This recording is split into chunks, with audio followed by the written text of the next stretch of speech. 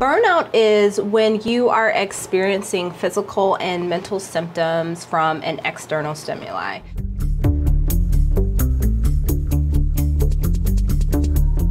So what that may look like is, let's say for instance, if you are someone that is working 9 to 5, you're doing your job and you come home and you're finding that you are exhausted. That's going to be an example of a physical symptom. The mental portion of burnout tends to be lack of concentration, inability to make decisions. That may also be starting to feel sad, frustrated, irritable.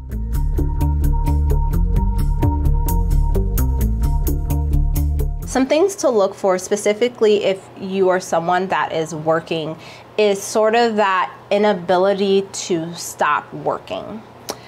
What this may look like is, let's say if you're someone and you're working and usually you would take your lunch break, but you're just like, I just want to push through. I want to get this done. I just need to get it done. I need to get it done because I need to get off at 5 p.m. And so you work through your lunch break.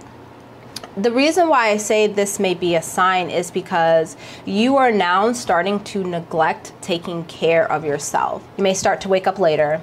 Your sleep may start to get off. So let's say you're tossing and turning. Before you were able to fall asleep like that, now you're not able to fall asleep, which you may be thinking, but I'm exhausted. Why can't I fall asleep? Because you're getting to that point of burnout. Your brain, your body, like they're overly exhausted.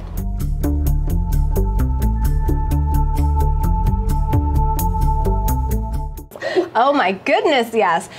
I think that when the pandemic started, like if we're being honest, everyone was sort of like, yeah, I don't have to like get dressed. And I mean, I have on like shorts. I mean, I look good from the waist up. But, you know, that was sort of like the fun of starting to work from home. And what sort of then started to happen is we weren't able to compartmentalize our lives. So as you can see, my background right now, I have my desk in my bedroom. I can compartmentalize, but it requires more energy, which adds to my mental capacity that's getting filled up, then also adds to me being susceptible to burnout much quicker.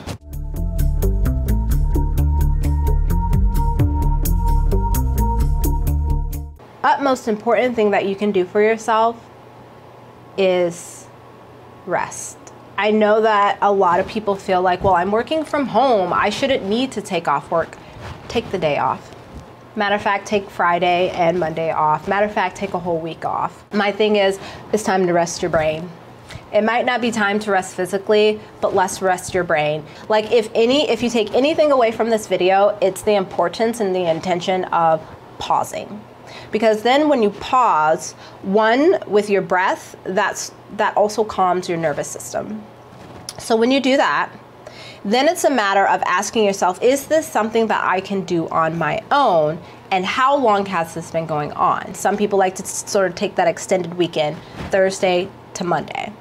And you come back and you just feel like it wasn't enough. That's when it's also recognizing I need to continue to do more.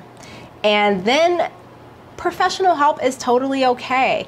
And it doesn't always have to be a therapist. There's life coaches out there. You can talk to your primary doctor. You can talk to a dietitian. You can talk to a nutritionist. You can get a therapist should you want to, but sort of all of those different professions are able to help you in different ways figure out how can I get myself back to a sustainable lifestyle that is healthy and functioning for me as well.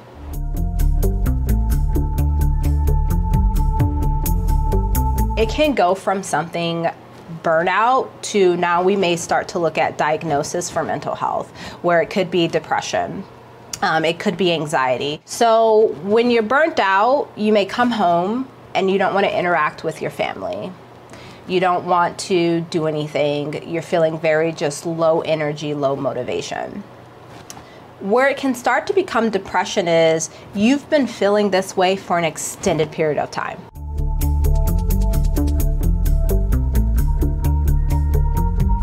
There's also parental burnout, which oftentimes can lead to like aggressive thoughts, and it can also lead to irritability, that can lead to frustration, that can lead to anger, because those are situations, specifically parental burnout.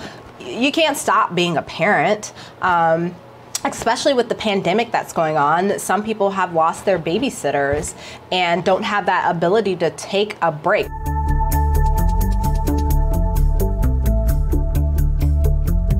People out there are looking for jobs, or they're sort of like comfortable in their lives, I want to say. When I say comfortable, I don't mean financially. I may mean, okay, I'm at home, maybe I'm watching Netflix, I can't really quite create a routine, I don't know what to do with my life right now, my life doesn't sort of have any purpose. And that can burn you out as well and take a mental and physical toll on you. When we sort of take away the purpose of ourselves, it leaves us in this sort of ambiguous space of feeling like, so what, why, what am I here for? What do I do with this? And that can be overwhelming, and it can be taxing on the mental space, because then that creates hopelessness, helplessness, worthlessness.